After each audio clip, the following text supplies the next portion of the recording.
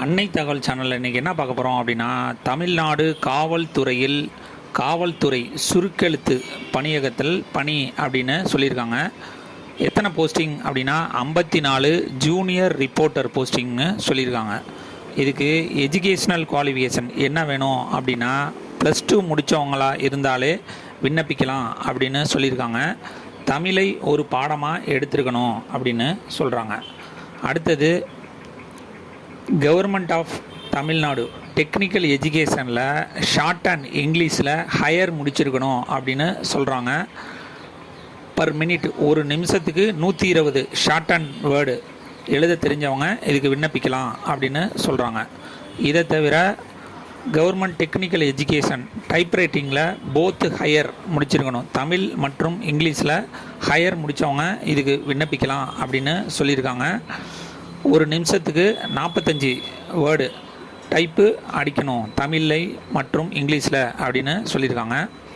அதே மாதிரி working knowledge in Tamil short and சுருக்கெழுத்து தமிழில் நாலேஜ் இருக்கணும் அப்படின்னு சொல்லியிருக்காங்க.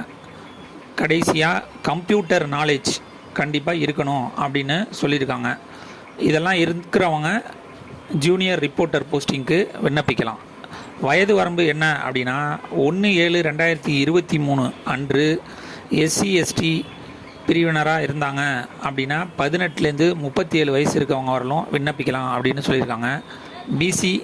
BCM MBC DC கேண்டிடேட்டாக இருந்தாங்க அப்படின்னா 18லேருந்து 34 வயசு இருக்கவங்க வரலும் விண்ணப்பிக்கலாம் அப்படின்னு சொல்லியிருக்காங்க. இதை தவிர அதர் கேண்டிடேட், அதாவது ஜென்ரல் கேட்டகரியாக இருந்தாங்க அப்படின்னா அவங்க 18லேருந்து 32 வயசு இருக்கவங்க வரலும் தான் விண்ணப்பிக்கலாம் அப்படின்னு சொல்லியிருக்காங்க.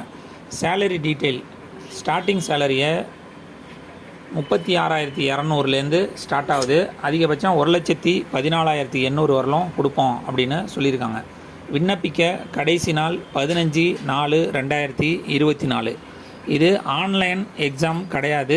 ஆன்லைனில் அப்ளிகேஷன் போட முடியாது. டிஸ்கிரிப்ஷனில் நோட்டிஃபிகேஷன் லிங்க்கு கொடுத்துருக்கேன். அந்த நோட்டிஃபிகேஷன் லிங்க்கை நல்லா படித்து பாருங்கள். 10வது பேஜ் 11வது பேஜ் அப்ளிகேஷன் ஃபார்ம் கொடுத்துருக்காங்க. மற்றும் தமிழ் வழியில் நீங்கள் படிச்சிருந்தீங்க அப்படின்னா 18வது பேஜ் 19வது பேஜில் தமிழ் வழி PSTM சர்டிஃபிகேட் ஃபார்மேட் கொடுத்துருக்காங்க. அதை பிரிண்ட் அவுட் எடுத்து PSTM சர்டிஃபிகேட்டு அப்ளை பண்ணி விண்ணப்பிங்கள். விண்ணப்பித்து வெற்றி பெற்று பணியில் சேருக. நன்றி, வணக்கம்.